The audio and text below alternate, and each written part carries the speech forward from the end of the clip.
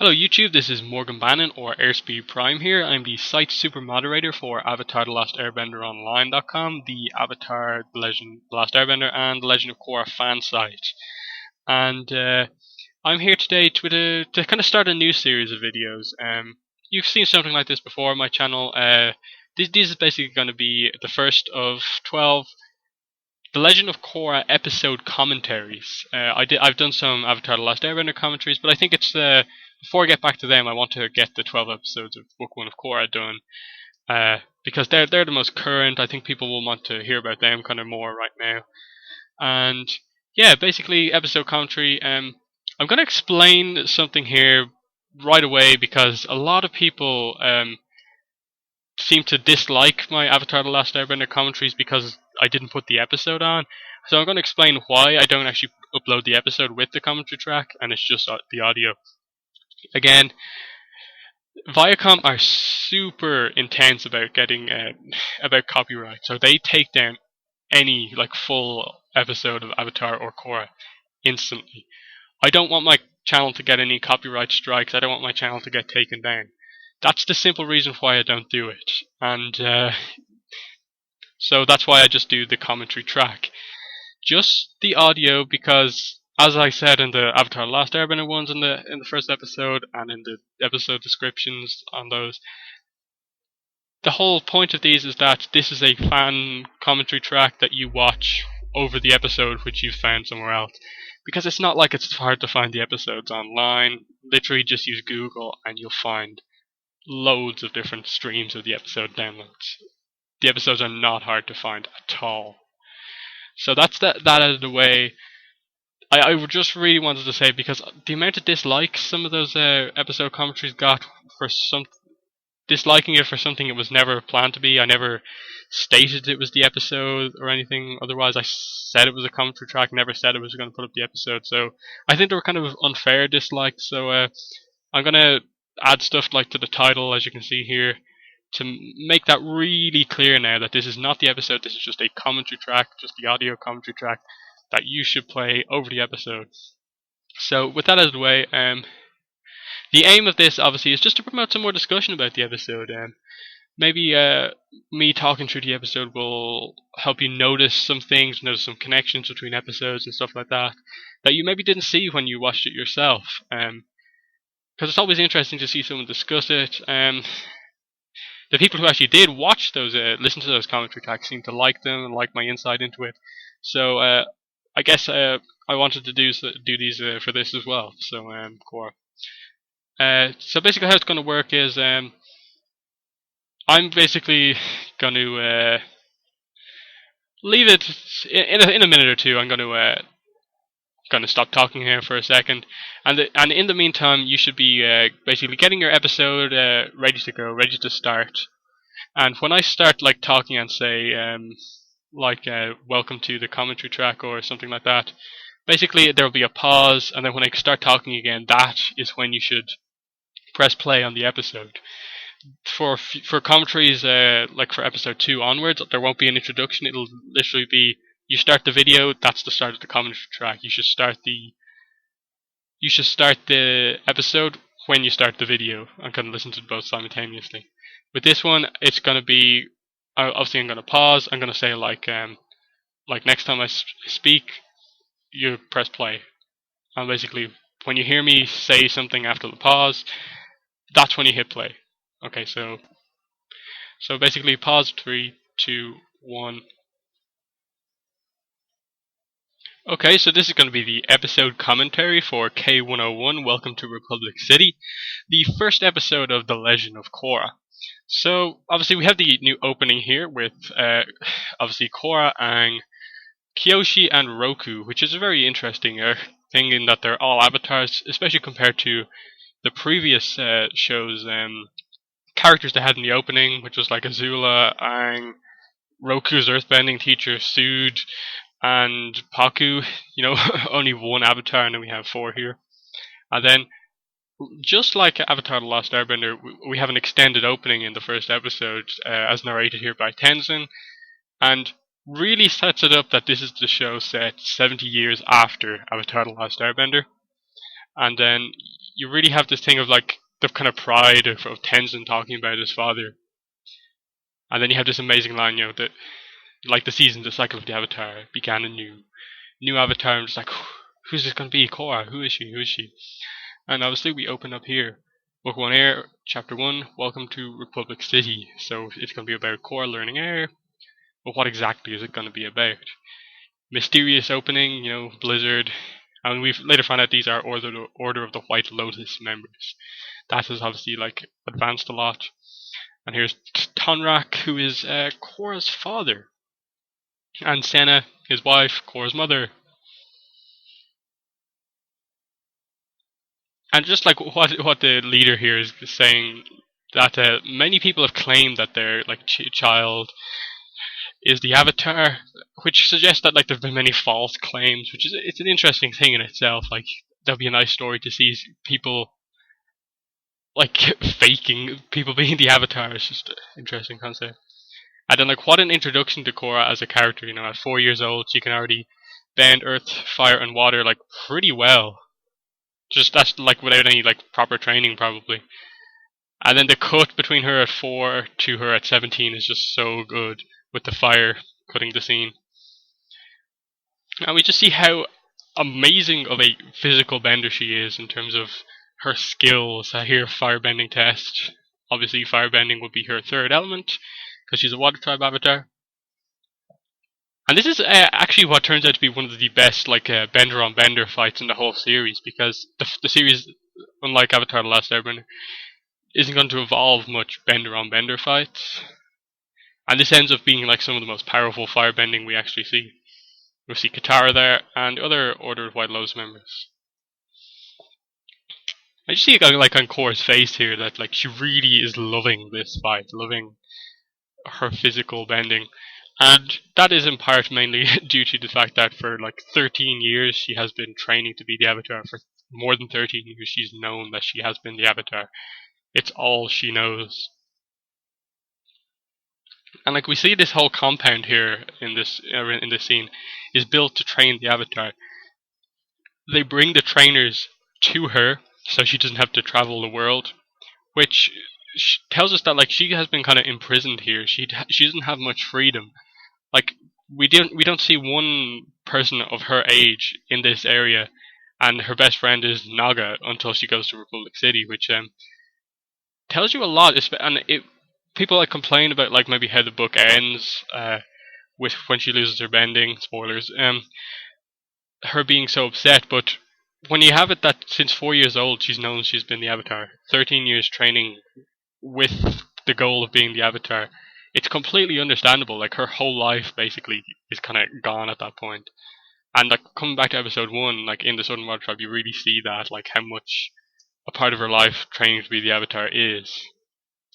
Like Aang had 12 years with kind of not really knowing he was the Avatar, and you can kind of get that.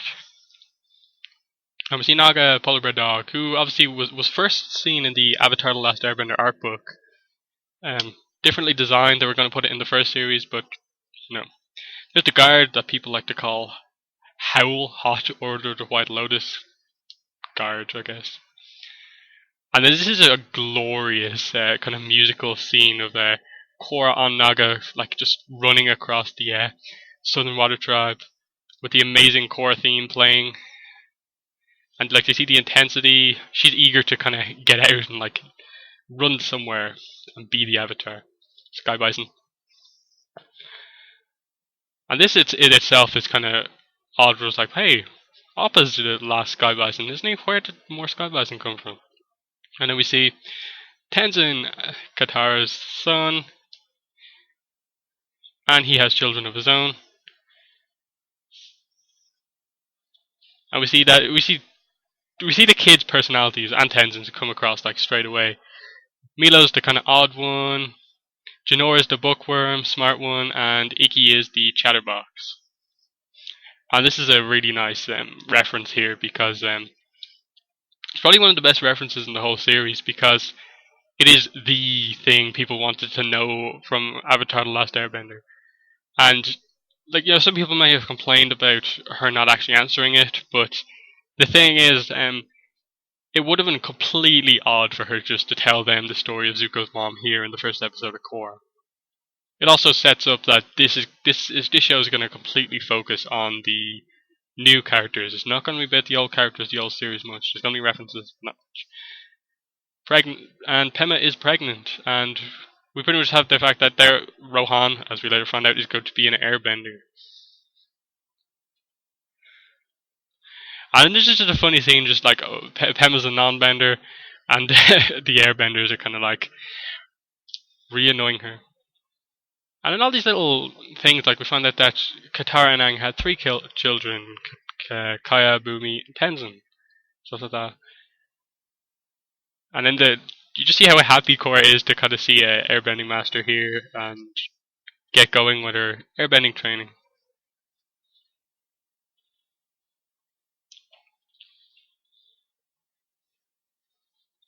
And we see how completely different of a character Tenzin is here, actually.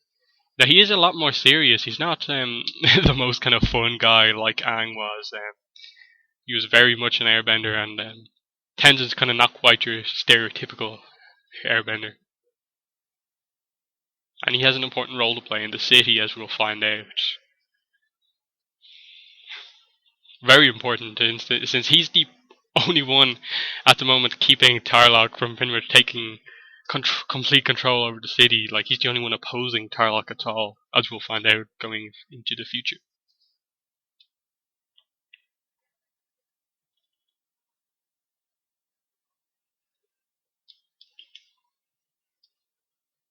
And here we have kind of how much Korra's life is kind of dominated by training to be the Avatar. In that's she's so eager to get started with her airbending training because she doesn't really know anything else to do. Like, she's just gonna have to wait in the the guy refuses to let her go to Republic City, so she has to stay in the Avatar compound until whenever the situation in Republic City is resolved. And we later find out that that is the kind of anti-Bender revolution, whatever, and stuff like the poverty in the city, and the bending triads. So, like, you can understand how, like, why she's so upset. Katara sad to see them go. I see Korra there on a cliff on her own, like she likes to kind of think on her own on the cliffs. We see this a few times in the series, most notably in like the finale, the cliff scene. So like, it's not odd when she goes to a cliff to cry, and like theories based on that. And she decides there, the kind of intense look on her face there, that she's going to go to Republic City. It's time for her to go and be the Avatar, as the scene now was going to like explain.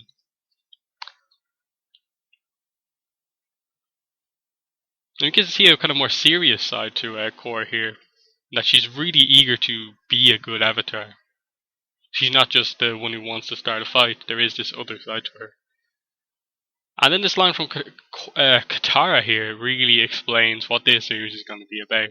It's about the next generation. It's not going to be kind of Aang and Katara Mark II. No, it's not. It's going to be about Korra and the new characters. Korra learning to be the Avatar, keep balance in the world, and the friends that she will do that with.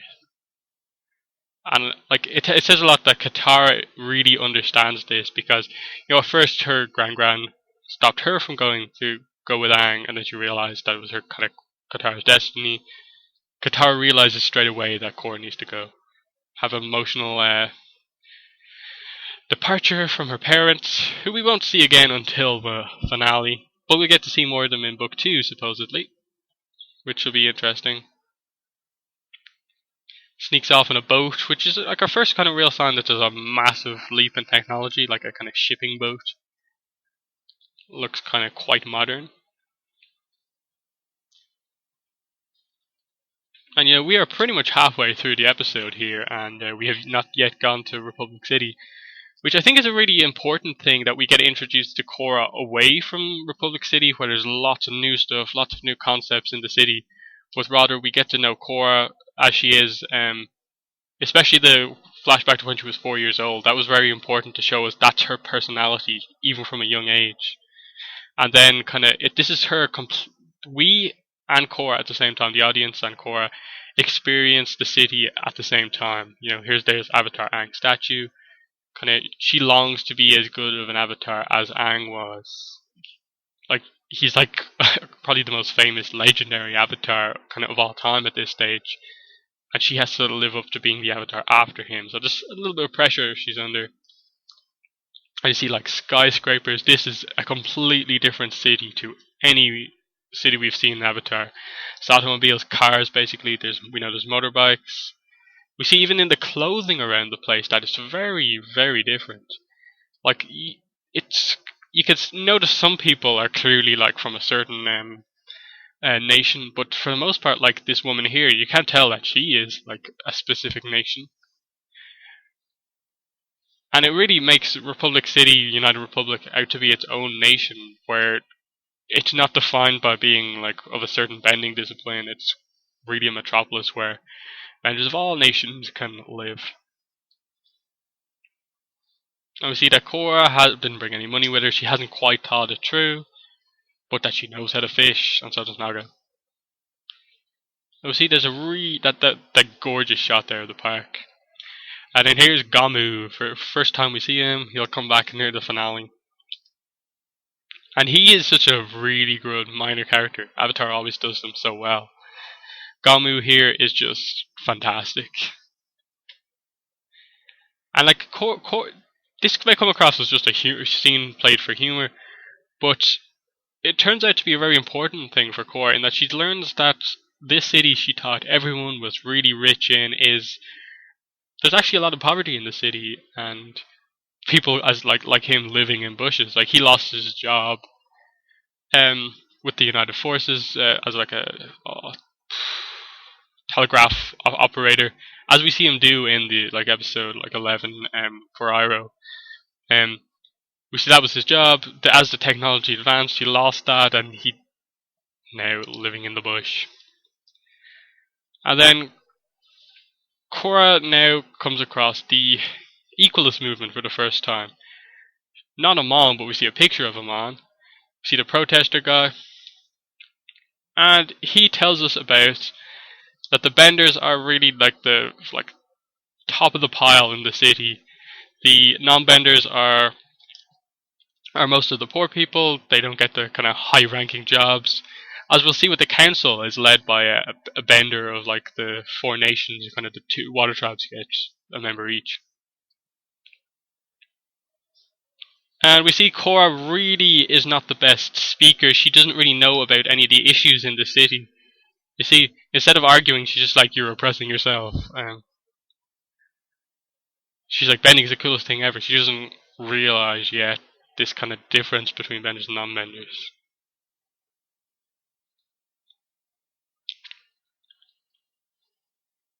And this is such a good episode for introducing all these concepts, Equalist movement, the poverty in the city, now the bending triads are going to be introduced, along with all this technology. Like, here's the phonograph shop owner here selling phonographs. And we see that the triads are kind of really running part of the most of the city. See, this is what the Equalist guy was talking about, these bending triads using their power to oppress people. And Korra sees this as her first chance to prove herself as the avatar in the city, take down some hoodlums, as she says. And you can see in just the style of these guys, these are definitely the kind of gang, mafia kind of type people in the city. And you just love the confidence and toughness of Korra here. Definitely a different avatar to Aang, completely different. Why don't you come and find out? And we see that it's not just talk from Korra, she can like follow this up with some amazing fighting here. It's really brutal the way she just like kicks that guy in the eye, slams his head off the car. Just launches that guy into the air. He hits about 12 different things before falling. Just like she did in the firebending fight, she uses that move. That's a nice little bit of continuity there. And just launches this guy through the wall with her super strength, which we'll see multiple times throughout the series.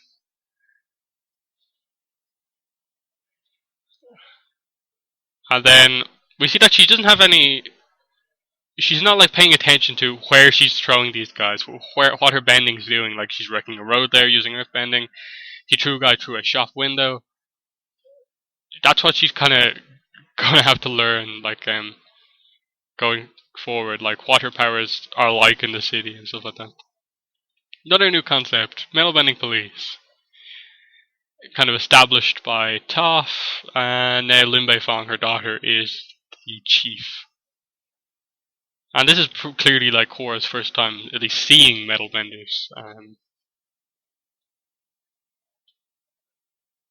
And then, they're going to arrest her too. And she still doesn't realize that what she did was wrong at all. She kind of actually ended up doing more damage than they did.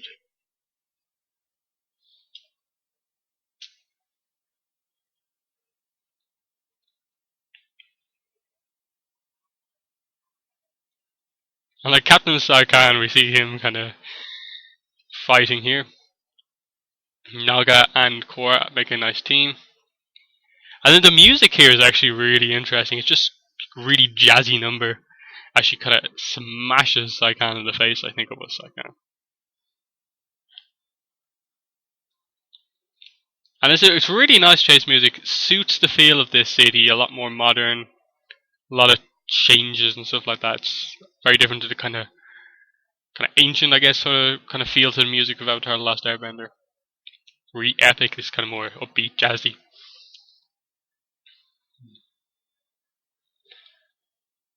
And it's like a really nicely done chasing. We see that the metalbenders have a real advantage in the city with all the kind of wires all going all around the city. They can just kind of have their metal kind of ropes to kind of go around the city easily. And they have the airships in the air that can do the same thing.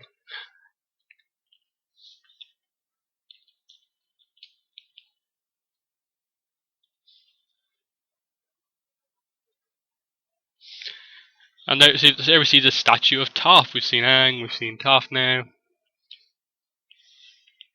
And here's Toph's daughter, Lin Beifong. And it's interesting that we really do not get to know her as a character until about episode 6. We see her in this episode and in episode 4, and you really don't really like her as a character actually up until then. See, they kind of doesn't quite respect the title there. She thinks Korra's just kind of like using that title to get away with stuff. And Korra can't comprehend that, like someone who was a friend of Avatar Aang, the previous Avatar, can be so like angry at the Avatar. Ancient history, she just cares about her city, as kind of she'll talk about in kind of future episode. That's all she cares about: protecting the city, keeping justice, I guess, in the city. And Tenzin arrives, knows Korra's in the city, is a bit angry.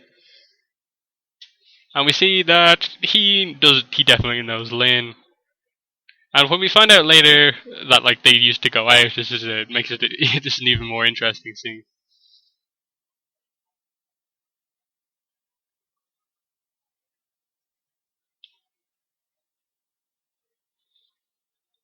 It's interesting the way Tenzin said Avatar there, the Avatar, as if he feels that she's not quite the Avatar yet. Compared to when he actually calls her like Avatar Korra really sincerely in the last episode, that's a big change in like his reaction to Korra. And there's a hilarious scene between the two. They don't like each other, yet you get the sense from their personalities that they would like each other. Random platypus bear and old lady. Always nice to see.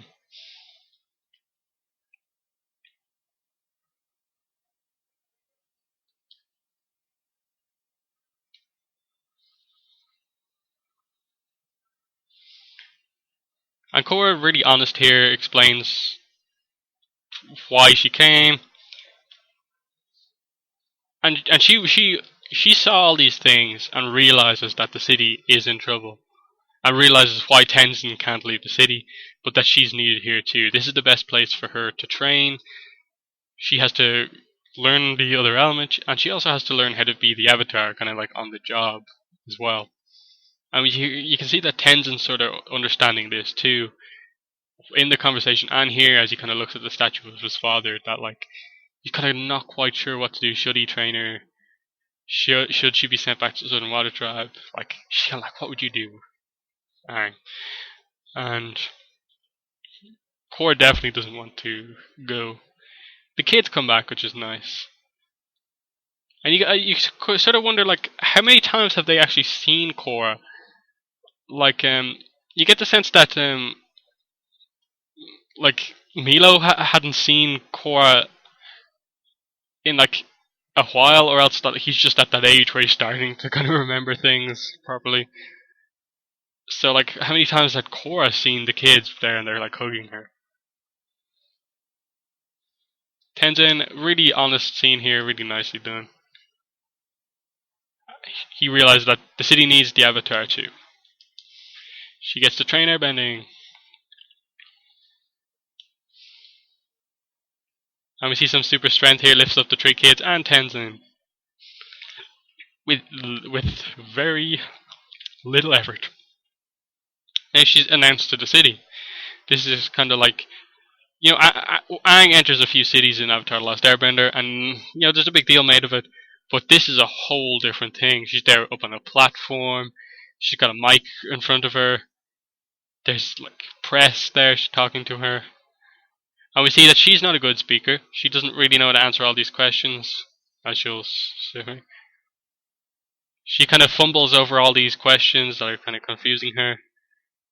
But then when she gets down to kind of the role of the Avatar, what Aang had intended, she can speak properly about this.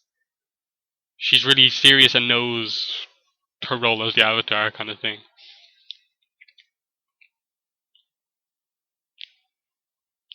And then we get introduced to our villains of the show.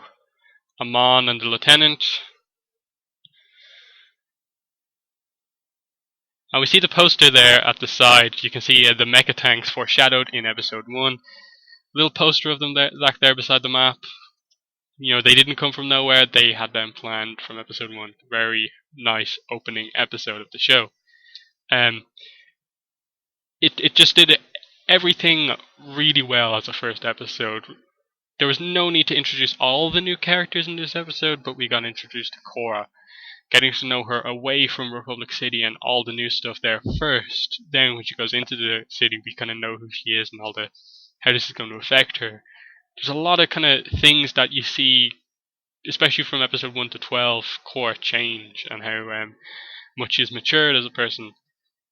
You get introduced to Tenzin as your kind of second main character, and you see him really kind of developing even in this episode. So yeah, that's been the first episode commentary. I hope you enjoyed this, and I hopefully will make this a kind of regular thing. Get the book 1 of Korra out fairly not too long, and I hope you watch them.